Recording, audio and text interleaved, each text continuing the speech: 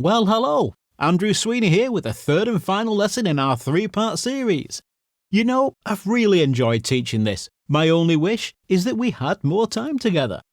I've gone over the last two lessons pretty quick, and I've tried really hard to pack as much into such a short amount of time as I can.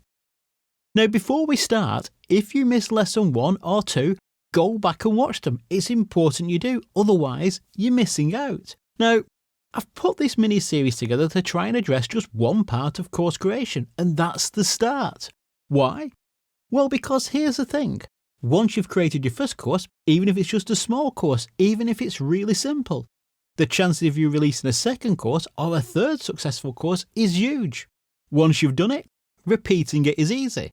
Let's do a quick recap on what we covered in lesson 2, just to refresh your memory.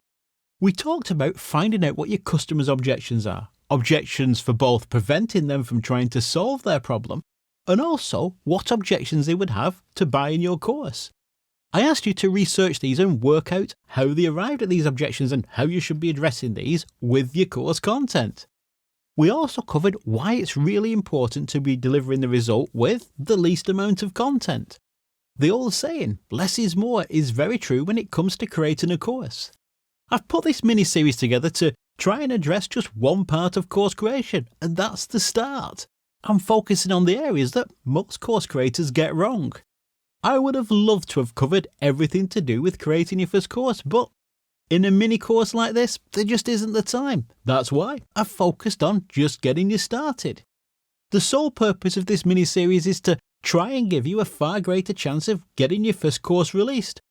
Don't be fixated on how big it is or how complex it is. Focus on getting it done.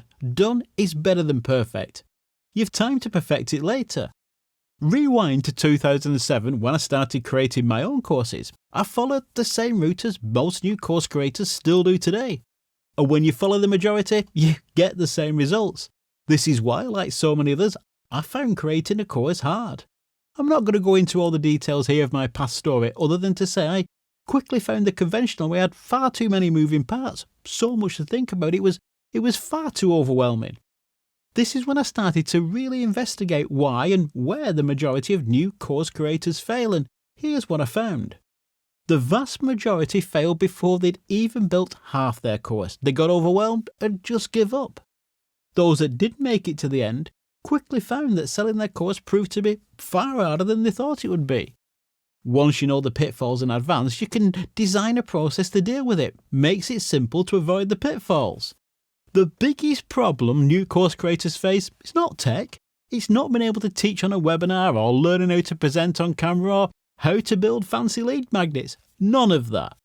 The biggest issue you're going to face is yourself. And this is just what I'm going to address in this lesson. I know 100% that if I can convince you that you can, you will.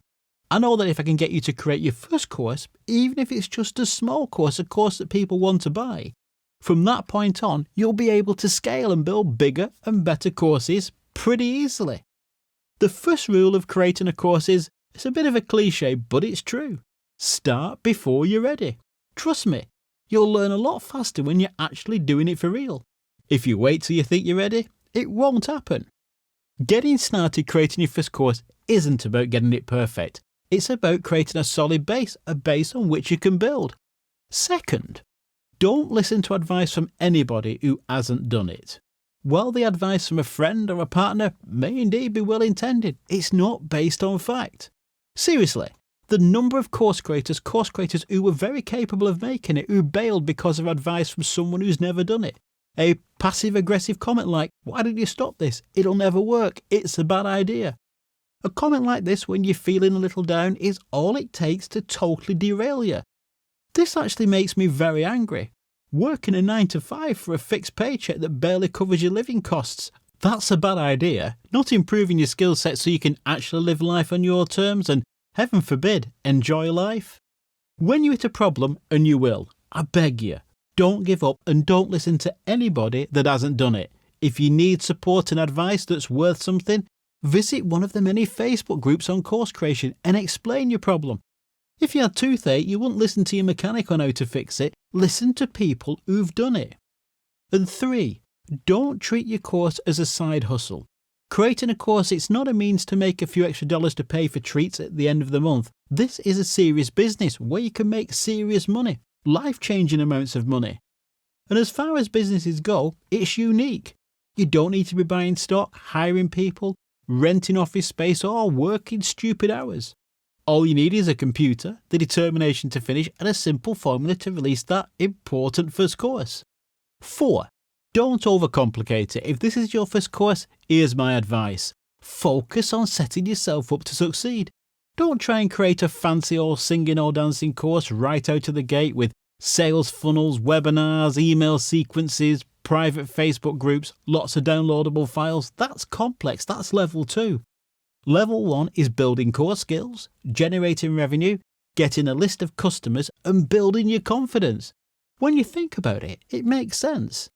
If you've learned the basics, you've got money coming in, and you've got customers ready to buy, creating a second course, a larger course, isn't going to be hard at all. By now, if you've been following along, you should have made real progress. You should know if your topic, your course is being directed at the right market. You should have researched to see if a slight adjustment of your topic would place you in a more profitable market.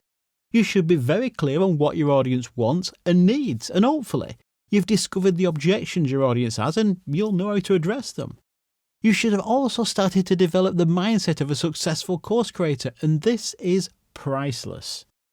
If you're serious about course creation and you want to create and release your first course without all the complexity, I can give you the exact steps to follow. I can give you a process where you don't have lots of tech to worry about. A simplified framework that totally frees you from becoming overwhelmed. I strongly advise you to give what I'm going to tell you next some serious consideration, because this is the perfect way to start. Forget all the complex stuff. If you want to get started quickly, build the core skills and get revenue coming in and start building a list of customers who want to buy from you, here's how to do it. Start by taking one or two of the main objections that your prospects currently have and then use that as your starting point.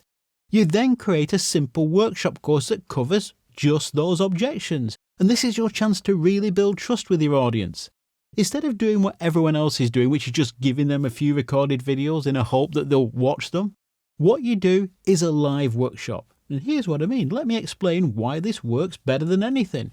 You show up live and you teach. Now, some of you are thinking, that sounds scary or complex. Well, no, it's not, and I'll come to that in a second. You show up live and you limit your lesson to just their main objections. You can mix in pre-recorded videos and offer downloadable PDFs too if you like, and then you round the workshop off. Now, this is important. Here's the part that really makes this work so well. You round the workshop off with a Q&A session. Why? Well, because there's no better way to build trust and find out what your audience really want than having them ask you the questions they want answers to. Remember when I mentioned how important questions were earlier in the course? You've now got your audience telling you directly what their questions are, and you're answering them. Imagine the huge amounts of trust you're building by doing this. Think about the invaluable feedback you're getting. This is priceless.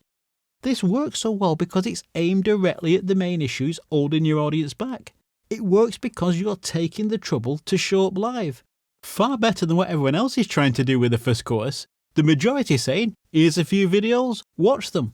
And then they wonder why they find it impossible to build a relationship with their customers. It's not rocket science.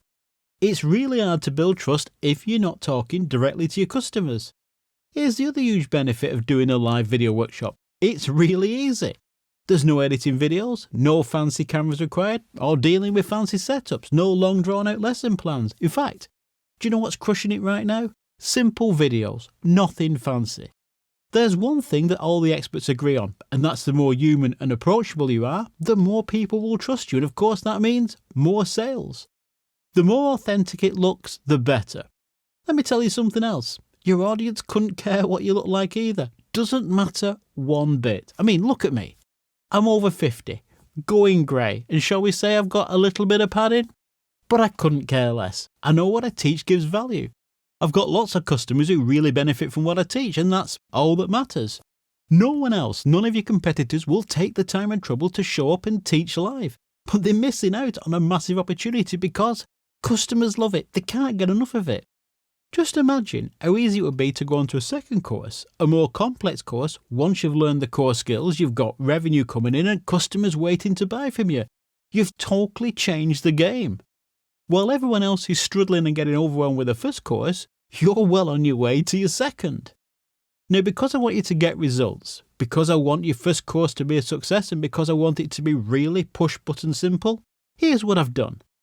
I've taken the exact same content I teach my private clients and how you should be getting started, and I've turned it into a course. It takes about a day to go through. And I've really made it easy to follow. I've designed it for beginners. I've made it pretty cheap too. Too cheap, I've been told, but I've done that for a very good reason, which you'll find out if you go and check out the sales page. You can even ask me questions directly. I've set up a private Facebook group and I'm in there daily helping out, answering questions and offering advice. It's great fun. I love it. So, if you're ready, I can show you just how easy releasing your first course can be. All you've got to do is click the link below to find out more.